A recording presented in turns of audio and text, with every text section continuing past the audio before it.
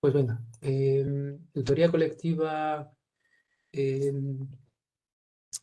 con la que queremos rematar todas las configuraciones del software de servidor DNS que estamos poniendo en el Ubuntu Server, nuestro servidor. Y básicamente lo que vamos a hacer es añadir configuración a este DNS para que lleve a cabo alguna funcionalidad extra, ¿vale? O sea, que no solamente va a solicitar resoluciones, sino que también va a ser un servidor maestro para la zona del dominio con el que hemos estado trabajando en los ejercicios anteriores, el daodistancia.net, que obviamente no es un dominio público, no es un dominio que hemos adquirido y está gestionado a nivel global en Internet, pero que podemos configurarlo en este DNS, hacer que ese servidor eh, haga el rol de DNS master o maestro y podamos solicitarle, dentro de este entorno local, podamos solicitarle que nos resuelva pues, nombres de dominio como www.daodistancia.net o ftp.daodistancia.net, como si, dando la idea como si de verdad tuviéramos el dominio adquirido. Obviamente solo podemos pedirle resoluciones los que estemos en la red local. Fuera de aquí, eso no funcionaría porque este DNS está totalmente aislado, digamos, de los DNS de Internet. Vale, pero antes de mostraros cómo hacer esas configuraciones, me gustaría hacer una recapitular un poquito sobre los conceptos que hemos estado viendo sobre el servicio DNS, sobre lo que estamos haciendo, sobre cómo funcionan, etcétera, etcétera. Vale, quizá un poco para aclarar conceptos y aclarar ideas, por si alguien todavía tiene algo de confusión, ¿no? En cuanto a lo que estamos haciendo. Vale, todo esto un poco arranca, decíamos, por la necesidad de que en Internet pudiéramos referirnos a servicios que están instalados en máquinas mediante un nombre simbólico, un nombre que llaman de dominio, nombre de dominio. En vez de referirnos a esas máquinas o direccionar o identificar esas máquinas con su dirección IP, que es la dirección, digamos, a bajo nivel, la dirección numérica compuesta por esos 4 octetos, que posiblemente vosotros lo habéis encontrado en alguna configuración en algún momento, tipo 192, 168, 23, 48. Vale, pues esas direcciones IP, que son las reales, son las que se direccionan y se identifican a las máquinas que están en la red de Internet. Obviamente esos números no son muy amables para los humanos. Nosotros no tenemos capacidad de retener muchos números en nuestra cabeza, ¿no? Como para acordarnos de todas esas direcciones. Entonces, la idea dentro del mundo de Internet y para facilitar la navegación y para facilitar el acceso a distintos servicios que hay disponibles es que podamos utilizar nombres que son más intuitivos, más significativos. Pero obviamente alguien tiene que hacer la conversión, hacer la correspondencia entre los nombres que usamos cuando utilizamos un navegador. Fijaros aquí en las URLs, utilizamos esta primera parte de la URL, es el nombre de la máquina donde está ubicado el servicio, donde está ese servidor web, como vimos con Apache, ¿no? Cuando instalamos Apache. Alguien tiene que hacer la correspondencia entre este nombre y la dirección IP del servidor a la que va a ir dirigido el paquete de petición. ¿Vale? Y luego ya, obviamente, la infraestructura de red, con esa IP, con esa dirección IP, se encarga de enrutar y hacer llegar finalmente el paquete al destino adecuado. Vale, pues ese es el servicio de resolución de nombres, de Domain Name Service, que es requerido para que funcione Internet, de la manera que lo usamos. Podríamos utilizar IPs. De alguna manera podemos utilizar, si supiéramos las IPs, en algunos de los casos, ahora las redes se complican porque hay muchos nodos intermedios y es incluso difícil hacerlo con una dirección IP, pero en teoría podríamos, igual que accedíamos a nuestros servidores Apache cuando lo instalamos, podríamos hacerlo con la IP, donde está el servidor, donde está Apache corriendo, también podríamos entrar en otros sitios que están en Internet sabiendo su IP. Pero obviamente eso no es operativo.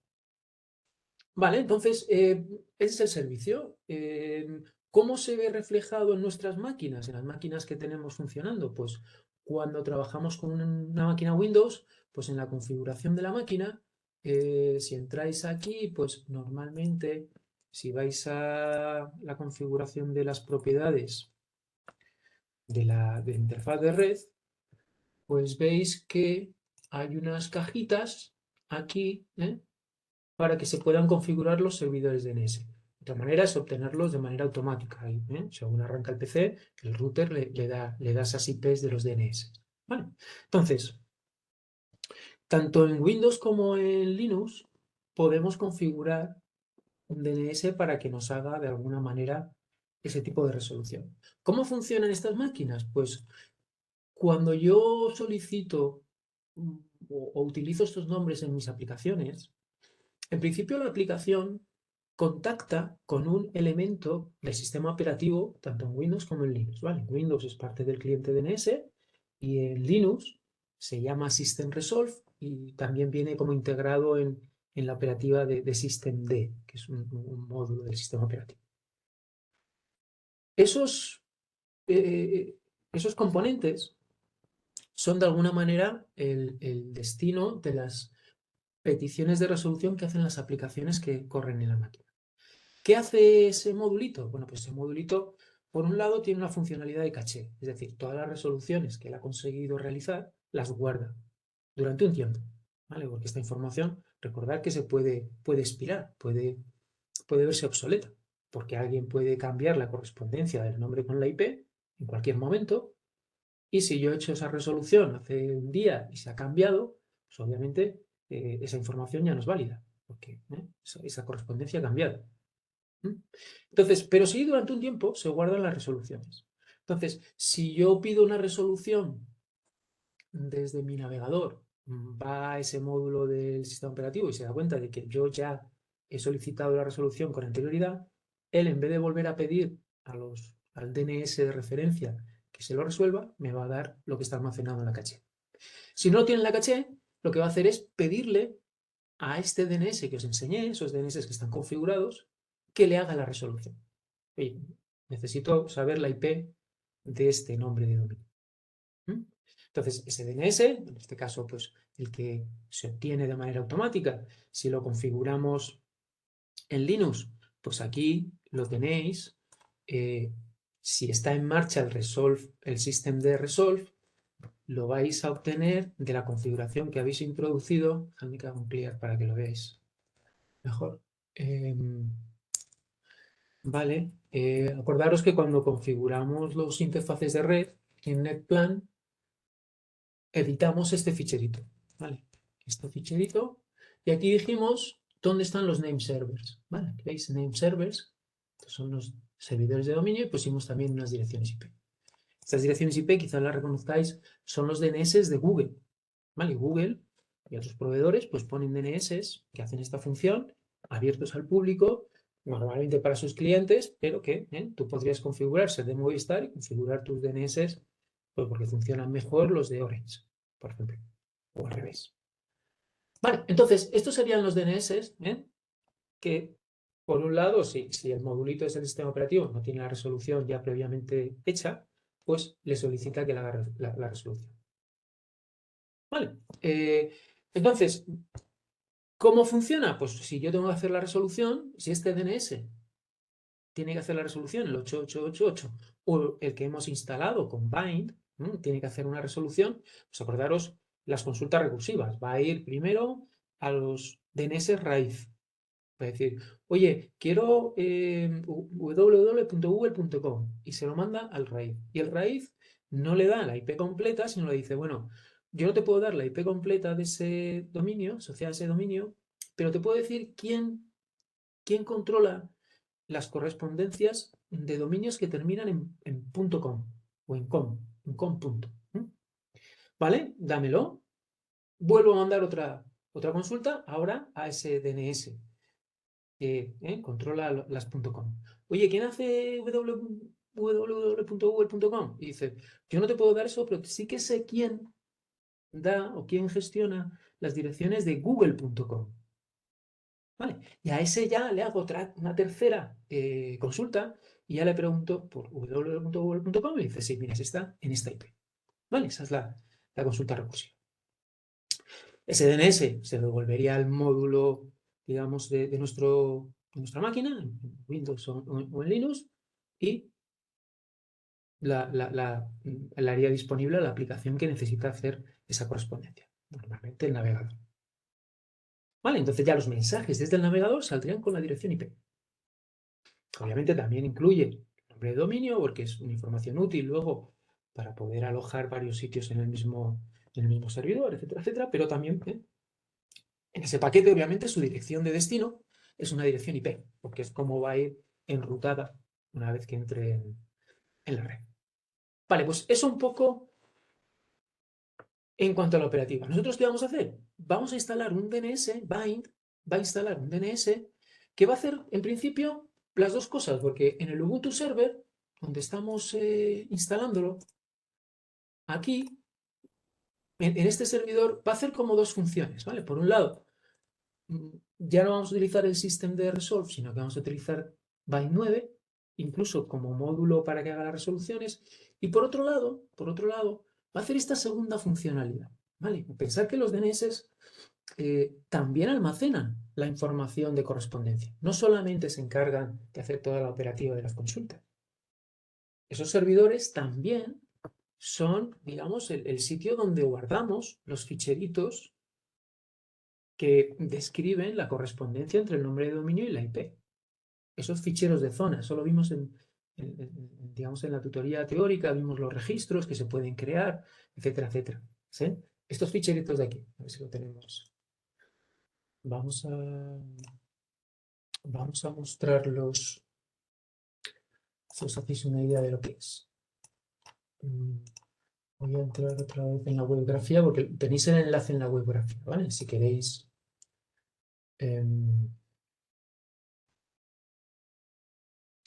Vale, aquí en la webgrafía de la unidad tenéis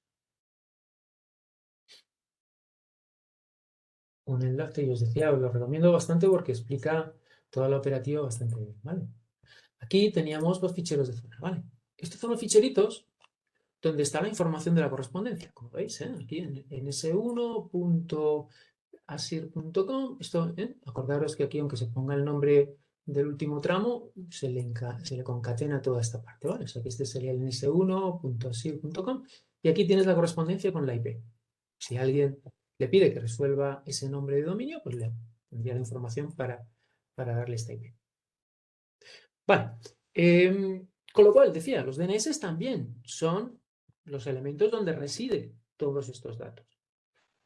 Y esto, en principio, era un poco la clave para distinguir si un DNS era primario, secundario.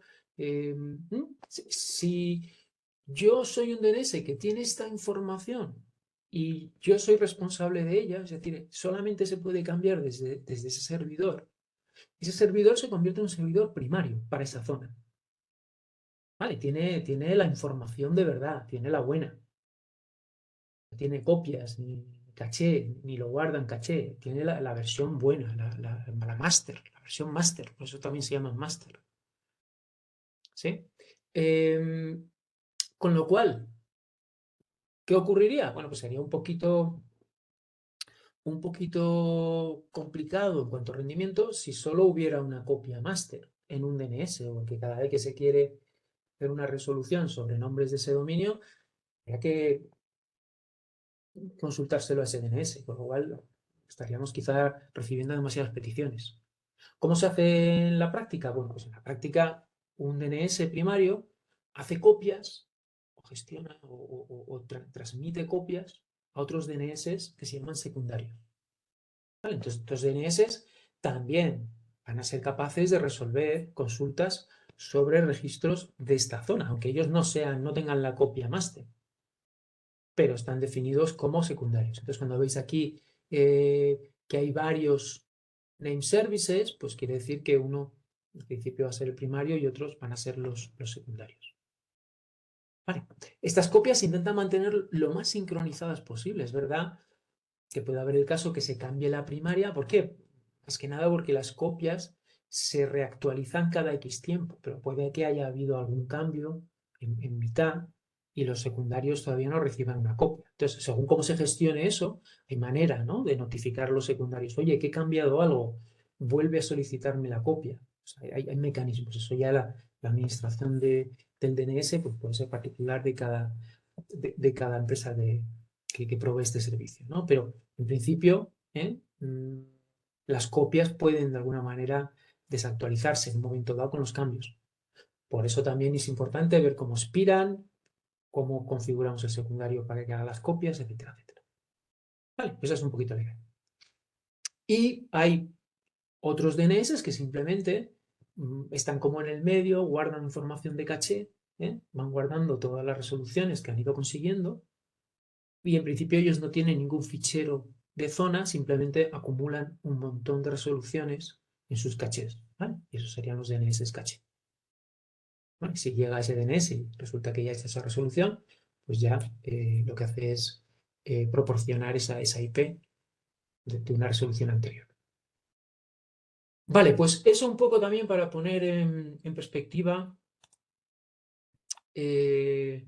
los tipos de DNS que vimos en su día, etcétera, etcétera, para darle un poquito más de sentido. Vale, vamos a empezar yo creo con las instalaciones, con las configuraciones. Vale, ¿dónde nos quedamos?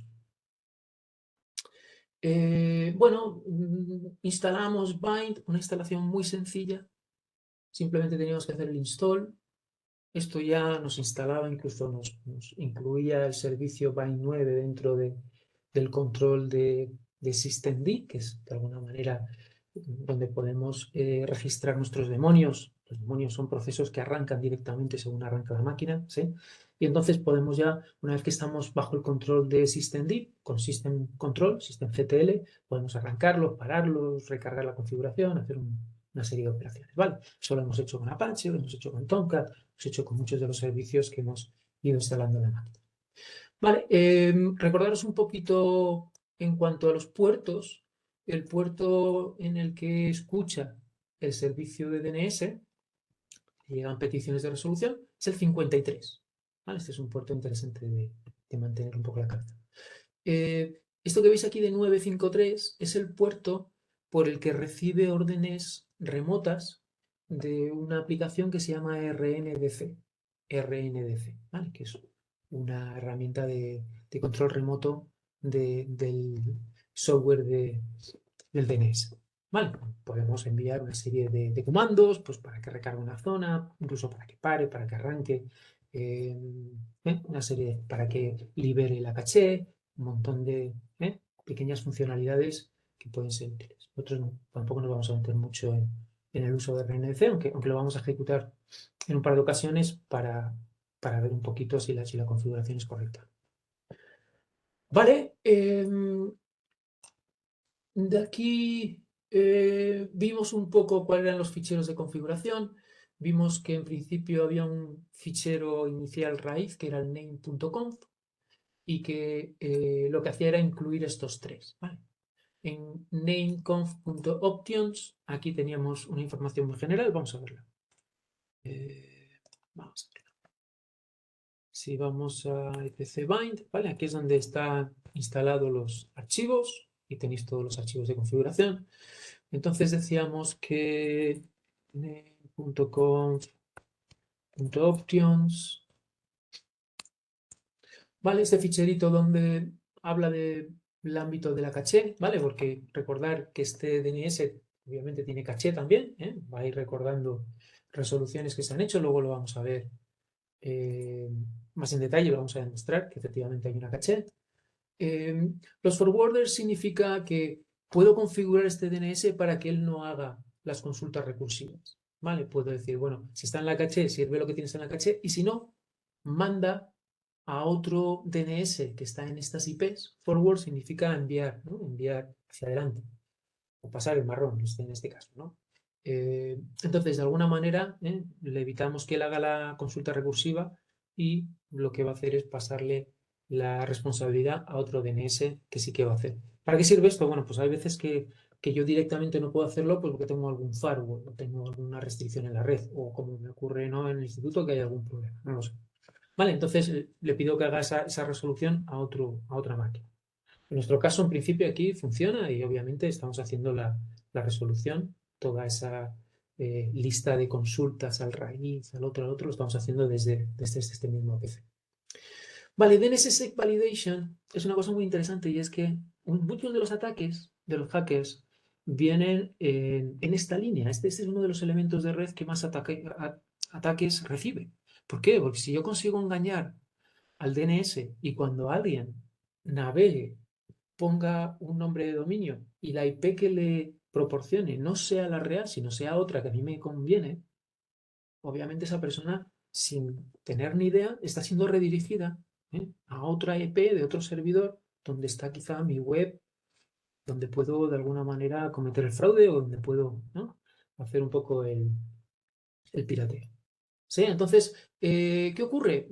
Ha habido mejoras en cuanto a la seguridad hasta el punto de que ya los registros que se solicitan, en este caso un registro A para hacer la correspondencia, vienen firmados. Acordaros un poco de las firmas. Empezamos a utilizar también TLS. ¿Vale? Utiliza TLS. Entonces, esos registros también vienen firmados hasta una autoridad certificadora. ¿Vale? Entonces, el DNS es capaz de saber si efectivamente ese registro A que le aporta la dirección IP es correcto y hay una autoridad certificadora que da fe de que ese es el registro real. ¿Mm? No vamos a entrar ahí, pero un poco para que, si veis por ahí DNSSEC, van por ahí los tiros, ¿no? Firmas de cada uno de los registros que hay en la zona y se proporcionan al cliente firmados, una cadena de autoridad hasta la autoridad certificadora. Y luego tengo la posibilidad de decir dónde va a escuchar, ¿vale? Puedo escuchar solamente en una IP, si es que tengo varias, puedo escuchar en la dirección IPv4 o IPv6, puedo incluso configurar un puerto. Esto no es recomendable cambiar los puertos del DNS porque todo el mundo va a ir al 53. Es muy raro que alguien, ¿no?, cambie el puerto desde el cliente para solicitar la información en otro puerto que no sea el 53, ¿vale? O sea que esto de cambiar el puerto es una cosa que, pero podrías, ¿vale? Si estás haciendo una configuración particular o una configuración un poco local, pues podrías cambiar el puerto. Vale, vamos a este otro ficherito, perdón, more.conf.local, porque aquí empieza un poco quizá lo bueno, ¿no? Aquí vamos a tener ya información de las zonas que tenemos definidas, ¿vale? Esto ya lo he añadido, normalmente viene vacío, viene solamente esta parte comentada. Yo ya he añadido aquí información sobre qué zona y dónde está el registro de zona que vamos a gestionar en este DNS primario, ¿vale? Y luego vamos a abrir el fichero, es este de aquí, ¿vale? El Barley Bind Master de Betal, aquí este ficherito es un ficherito parecido a este que os enseñé antes. Bueno, donde explico los tipos de registro que puedo tener configurados en un DNS. Vale. Y por último, tengo el default zones. Es el default zones. Que me da información por defecto, ¿vale? Unas zonas por defecto, que son las que me ayudan a hacer resolución inversa, es decir, le doy una IP y me da un nombre para las direcciones internas de la máquina. Vale, como veis, este DB local, básicamente, lo que me va a hacer es, si yo doy localhost, él me va a dar 127.0.0.1, es una zona, tiene una IP local, y estos también son resoluciones inversas para direcciones internas. Le doy la 127.0.0.1 y me dice localhost. Bueno, nada, obviamente nada que tenga que ver con máquinas que estén fuera del entorno local. Vale, pues esta es la configuración. Entonces, como vamos a seguir un poquito hablando de las distintas configuraciones que vamos a hacer. Pues un poco por esta pantalla que te da los comandos, el start, stop, status, no nos vamos a retrasar mucho más. Esto ya se explicó bastante. Entonces, vamos a hacer la primera. Vamos a hacer la primera configuración, ¿vale? Entonces te dice, bueno, dejamos options, ¿vale? Con estos valores que son los que vienen por defecto. Sí que es importante una cosa en Linux. Cuando tenemos activo el systemd resolve, esta parte, digamos, por defecto que viene instalada con Ubuntu, este módulo, a partir de la configuración que tenemos en NetPlan, nos rellena este ficherito, etcresolve.conf, que en realidad es un enlace simbólico a otro ficherito y ahí coloca los name servers que nosotros hemos configurado en el NetPlan, ¿vale? En el ficherito SYAML. Ahora ya no nos vale esa configuración, porque ahora ya no tenemos systemdresolve.conf, ¿vale? Hemos instalado Bind. Para hacer eso, si queréis retirar resolve.conf, básicamente lo hacéis un systemctl stop systemdresolve resolve y un system disable, ¿vale? Algo de este tipo. Algo de este tipo. Algo tengo que añadir ahora.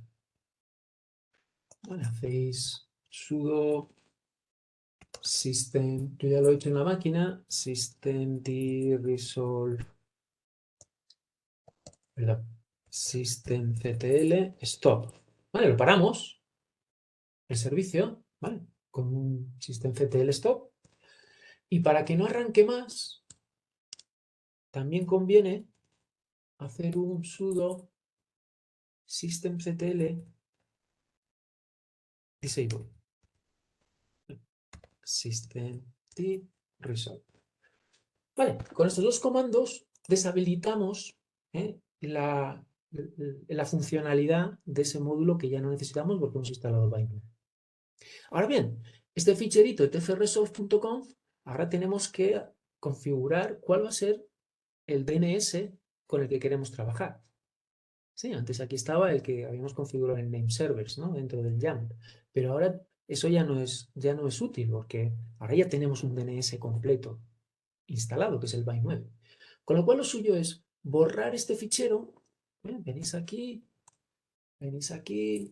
hacéis sudo remove etc remove etc resolve.conf. ¿Vale? Esto lo que va a borrar es el enlace simbólico, porque en realidad es un enlace simbólico. Y lo creamos otra vez con un sudo nano etc resolve.conf. ¿Vale?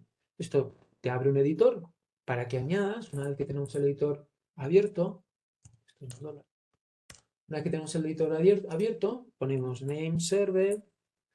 ¿Cuál es nuestro name server? Pues nosotros mismos, 127.0.1. ¿Vale? Nosotros mismos, porque es donde está instalado el Bind 9, que es el que va a hacer esas resoluciones. ¿Vale?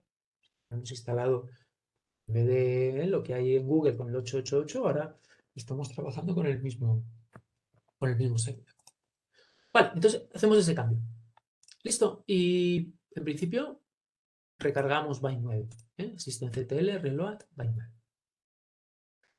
Vale. Con eso ya tendríamos Bind 9 funcionando y configurado internamente para que haga resoluciones con él mismo. Entonces, una de las cosas que podemos hacer, empezar a comprobar, es que efectivamente estamos ya utilizando una caché. Entonces, imaginaros, voy a colocar esto aquí y este aquí. Vale. Para demostrar eso, una manera muy sencilla es hacer una búsqueda www.marca.es.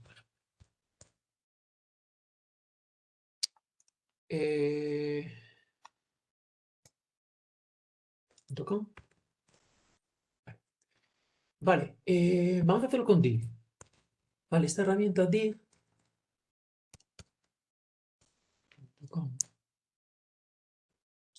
Tiempo. Vamos a buscar algo que no esté. Sí, porque este yo creo que ya está en la caché. Vamos a limpiar la caché. Fijaros que ha tardado muy poquito, 0 milisegundos, ¿vale? En hacernos la resolución. Vamos a limpiar la caché y la vamos a limpiar con este comando. Acordaos de rndc, lo que os dije, rndc flush. Vale, este comandito me sirve para limpiar la caché en el servidor. Vale, al principio todas las resoluciones que ha podido hacer y ha ido acumulando se han borrado. Si yo vuelvo a hacer el dig, veis que ha tardado un poquito más, 244 milisegundos. ¿Vale? Antes había tardado 0. Estaba en la caché, lo sacaba directamente de la máquina. Ahora ya ha tardado 244, ha hecho todo el mecanismo, ha hecho toda la consulta. Si lo vuelvo a hacer, ves que vuelve otra vez a tardar 0 milisegundos. ¿Por qué? Porque la vuelve a tener en la caché. ¿Vale? Esta es un poquito la prueba que podéis hacer para aseguraros de que siempre que hagáis una segunda petición, lo podéis ya sacar de la caché. Vamos a hacer otra prueba. No sé si esta estará en la... Bueno, no, porque la ha limpiado, ¿no? El país.es. Vale, ha tardado 308 milisegundos. Vale, aquí tengo los registros, ¿eh? En principio el país es un alias, es un registro CENAME, pero luego sobre esos alias tengo varios registros A. ¿Vale? Aquí tenéis las direcciones IP. Vale, acordaros un poquito de DIG. He subido un par de enlaces a pequeños tutoriales con ejemplos sobre DIG y sobre NSLookup para que podáis, si queréis, entrar un poquito más en detalle. Es que DIG tiene la posibilidad...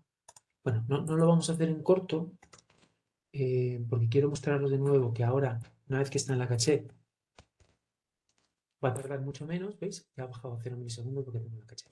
Lo que os quería mostrar es que aquí podéis decir, bueno, pues solo quiero la versión corta. ¿Vale? La versión corta pues os da muchísima menos información ya, mucho más útil, ¿vale? Si no tenéis todo esto. Eh, solo quiero la respuesta. Veis que tiene como varias secciones. Tiene una header, tiene una answer section, tiene una query section. Bueno, solo quiero la sección answer, ¿vale? También, ¿no? Solamente te da la sección de respuesta. Vale, tiene distintas posibilidades. También le puedo decir, bueno, pues quiero que me haga la resolución, pero quiero que me la haga el DNS que está en la 8888. ¿Vale? Te daré la información, pero esta vez la que ha ofrecido el servidor 8888, no la que hemos hecho nosotros. Vale, bueno, pues esto en cuanto a ver que tenemos la caché funcionando. Vamos a hacer las configuraciones. Entonces, las configuraciones decíamos que vamos a configurar este DNS como un DNS maestro para la zona daodistancia.net. ¿Cómo conseguimos eso? Bueno, pues en principio, donde vamos a configurar esa zona es en el fichero name.conf.local. Vale, aquí definimos esta zona. Vale, como la tenéis aquí. Veis que aquí hay más campos. En el PC, en el servidor hay más campos porque luego vamos a configurarlo también para que haya un servidor secundario y pueda hacer esa transmisión de los datos de zona. Pero en principio, con esta configuración ya vale para que sea master. Entonces, la zona daodistancia.net, tipo master, ¿y dónde está el fichero donde está establecida la zona? Donde están los registros de esa zona. ¿Vale? Serían, digamos, esta configuración de aquí. Y el fichero. Vale, con eso, en principio, ahora lo que nos quedaría es obviamente rellenar ese ficherito de zona. Vamos a esa ubicación, vamos a var lib bind master. Fijaros que como es master, lo coloco en el directorio master. Este directorio lo tenéis que crear vosotros. Lo coloco en este directorio y aquí tengo este ficherito, db daodistancia.net.hosts. Vale, pues si lo edito, vamos a hacer un sudo nano. Vale, aquí lo tengo. Como veis, parecido a lo que veíamos en los apuntes, pues tengo un TTL, esto es el tiempo que pueden estar los registros sin ser actualizados antes de que expiren, antes de que se pida una actualización. Este origin, en principio, denota cuál es el valor del dominio y luego lo vamos a poder concatenar con muchas partes para no tener que teclearlo continuamente, una y otra vez. Se define aquí y luego por defecto se va concatenando a estos nombres, porque en realidad esta IP corresponde a ns1.daodistancia.net. ¿Vale? Este es el registro SOA, muy importante. Aquí teníamos una información también de tiempos en cuanto a cuánto tiempo va a tardar el cliente en refrescar, en solicitar un refresco, si ese falla, cada cuánto tiempo vamos a reintentar, ¿sí? Y durante cuánto tiempo vamos a estar reintentando. Estos son los timers que tiene definido el, el registro, ¿vale? Y una hora, este default TTL, significa que si, por ejemplo, yo hago una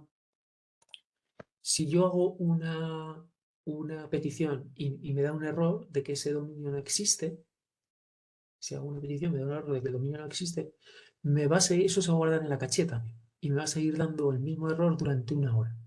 Pasado una hora va a volver a intentarlo, ¿vale? O sea que también los fallos también se cachean, ¿vale? También hay esa situación. ¿Vale? Tengo registros de tipo NS, tengo registros de tipo MX, registros de tipo TXT, ¿sí? Un poco lo explicamos cuando explicamos los registros y sobre todo los que nos pueden interesar para hacer la resolución de correspondencias, los registros tipo, ¿vale? Siempre IPv4 podríamos tener AAAA con direcciones IPv6, pero bueno, eso no las tratamos. Vale, entonces, de esta manera yo ya puedo solicitar resolución para, vamos a mantenerlo, bueno, quería mantenerlo, bueno, luego lo edito otra vez. Imaginaros que ahora ya digo, bueno, pues como tengo ya esa zona controlada y esa zona me la va a poder resolver este DNS, pues voy a intentar ya a ver si me resuelve el www.daodistancia.net. Vale, a ver si me da la dirección IP. Y efectivamente, ¿veis cómo ya es capaz de resolverme esa dirección con esta IP? Vale. ¿De dónde saca esa información? Pues de nuevo, de este fichero. Vale, lo tengo aquí. Este es el registro que yo he solicitado. Vale. Puedo pedir otros. Puedo pedir pues el de FTP, que yo no sé si lo he cambiado a otra IP. Vale. Fijaros que está configurado en la 46. O puedo pedir el mail. Vale, todos estos nombres que yo, en la 47, todos estos nombres que yo he definido aquí dentro, puedo ya resolverlos y este DNS me los va a resolver. Vale. Y esto es todo, digamos, si es verdad que el ejercicio, tal como lo estoy mostrando aquí, es todo en local. Desde el mismo servidor DNS estoy pidiéndole a él mismo que me haga resoluciones porque gestiona esa zona. Vale, todo muy bien, pero imaginaros que yo digo, bueno, pero voy a probarlo desde mi PC. Vale, vengo aquí a mi PC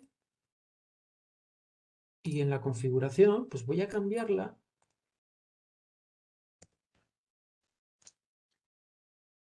A ver.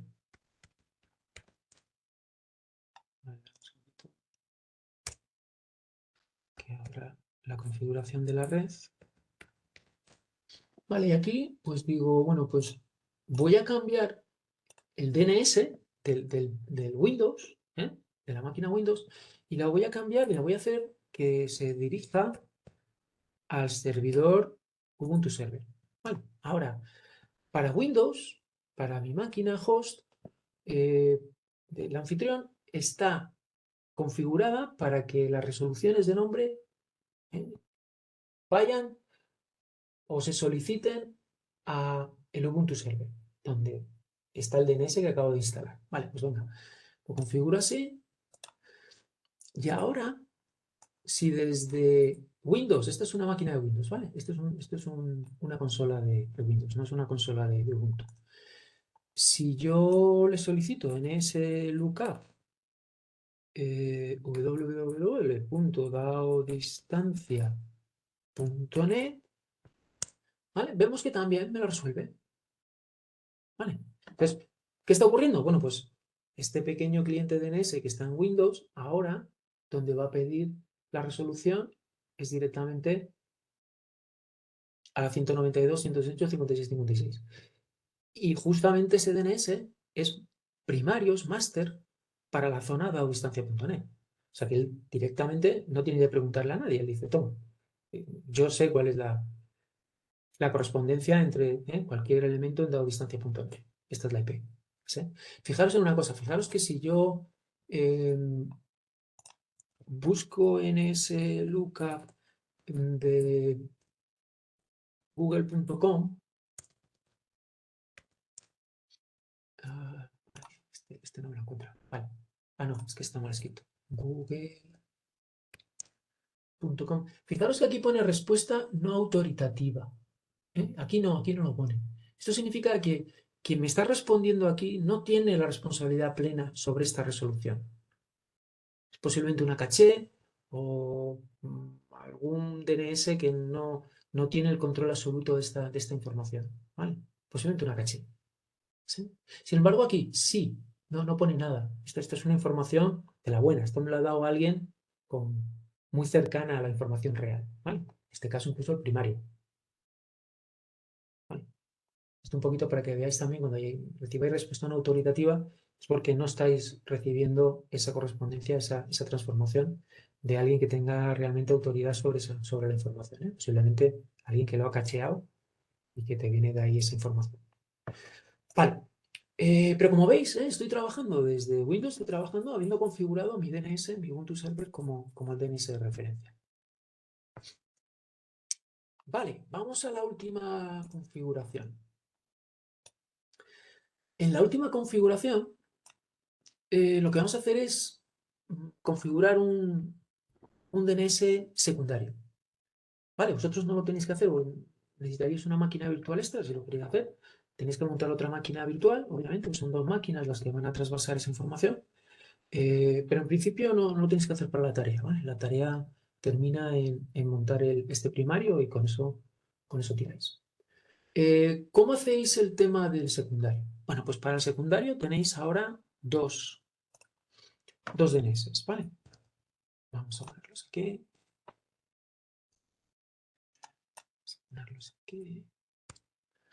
Vale, este es el primario y este sería el secundario. ¿Vale? Entonces, vamos de nuevo a etc bind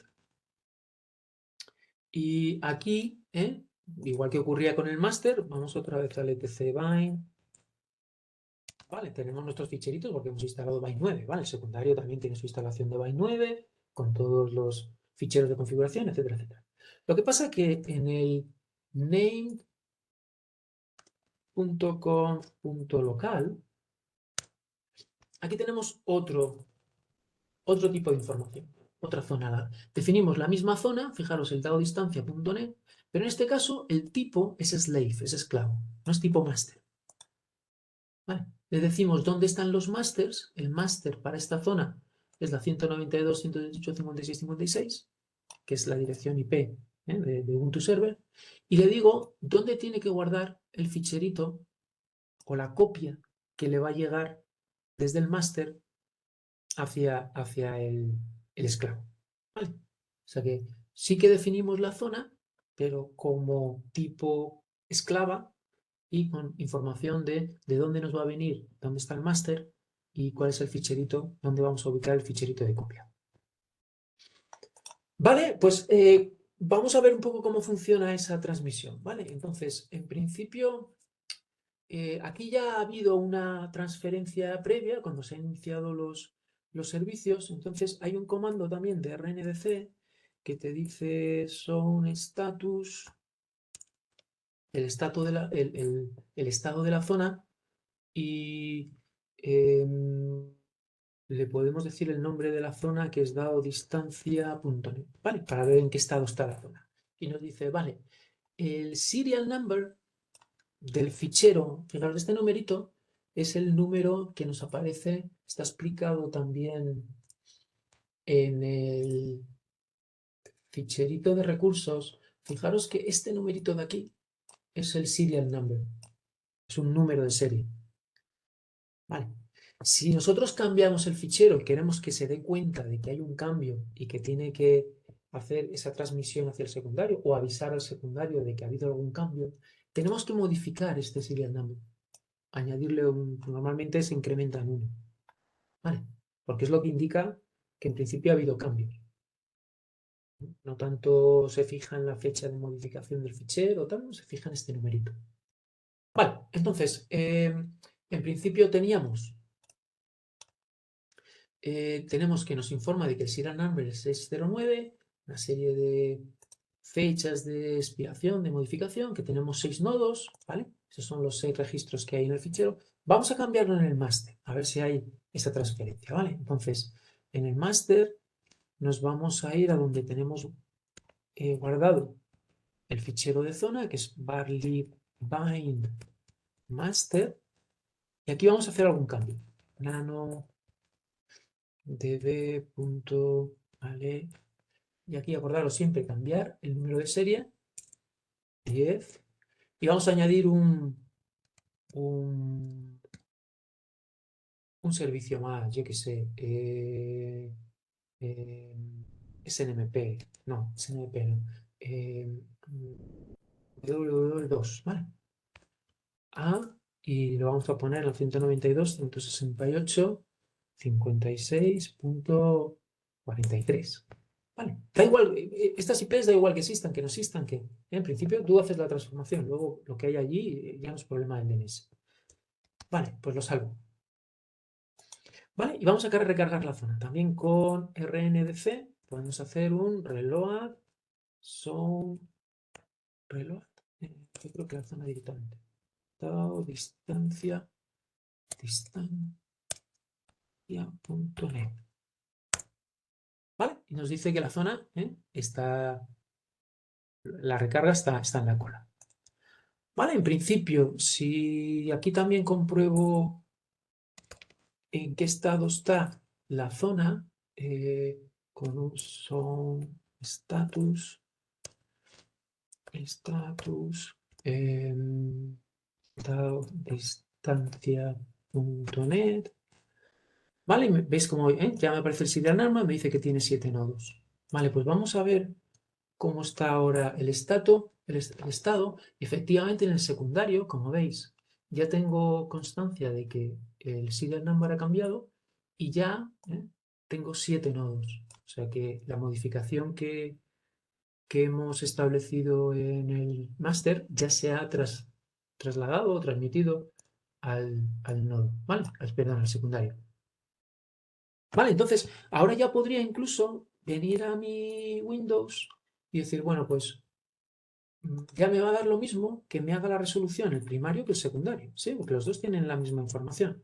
Entonces vamos a cambiarle de nuevo el DNS y vamos a poner la dirección del secundario, que está en la 46, ¿vale? Esta máquina es la 46. Vale, vuelvo otra vez a pedirle la resolución. Y en este caso voy a pedir la resolución del nuevo elemento que hemos añadido. No existen. Perdón. Punto dado distancia.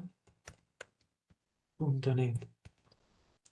Vale, ya lo tengo en la 43. ¿Veis? Me he hecho la resolución apuntando al secundario que ha recibido la copia del cambio que he hecho en el primario, de manera automática. Vale, ahí me falta mostraros una serie de parámetros que se han configurado en el primario, adicionales a lo que hicimos simplemente para configurarlo como máster.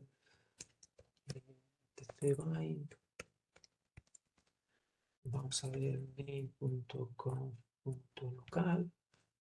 Y son los siguientes. Fijaros, nosotros teníamos solamente estos 3 elementos de configuración, ¿vale?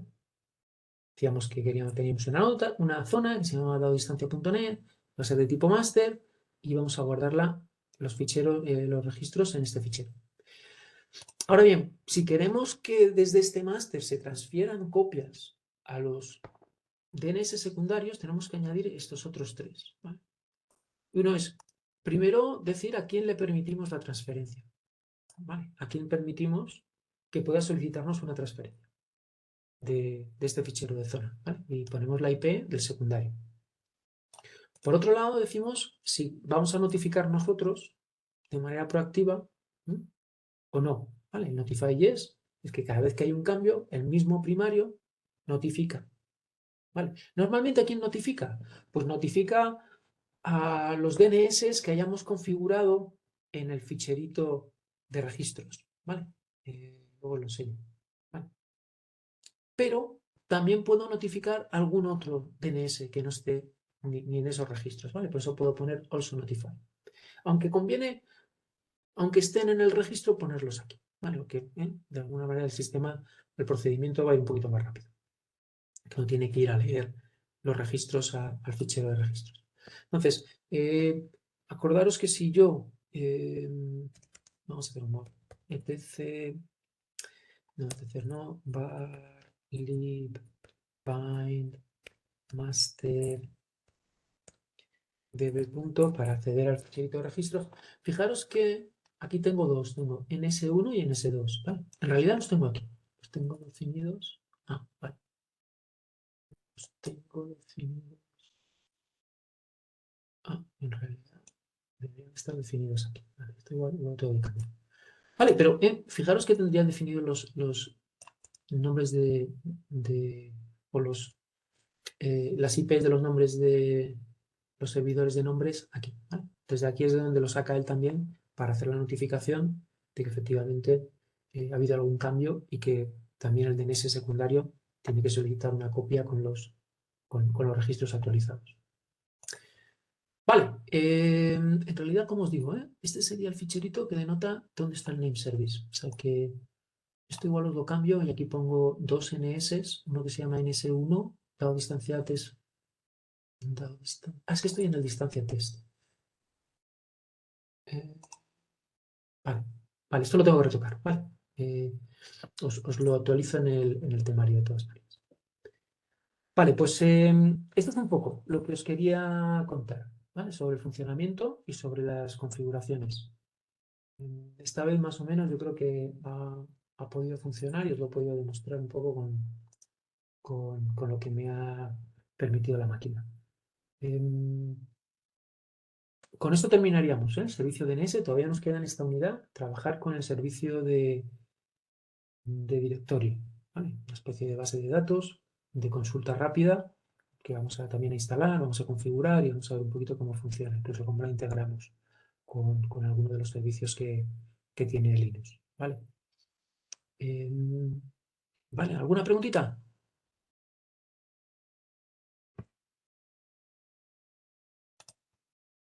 ¿No? Perdona. Sí. ¿Alguna preguntita, Verónica? O más No, o de menos momento esta no. vez, a la tercera la vencida, ha quedado más o menos claro. Cuando toque hacerlo, Bueno, efectivamente, luego hay que ponerse a hacerlo. Pero yo creo que no os va a fallar, ¿eh? Yo creo que os debería de funcionar. No es una configuración complicada. Si entendéis más o menos, lo importante quizá aquí no es tanto que la configuración funcione, sino que entendáis más o menos qué es lo que estáis haciendo, porque es un poco lioso.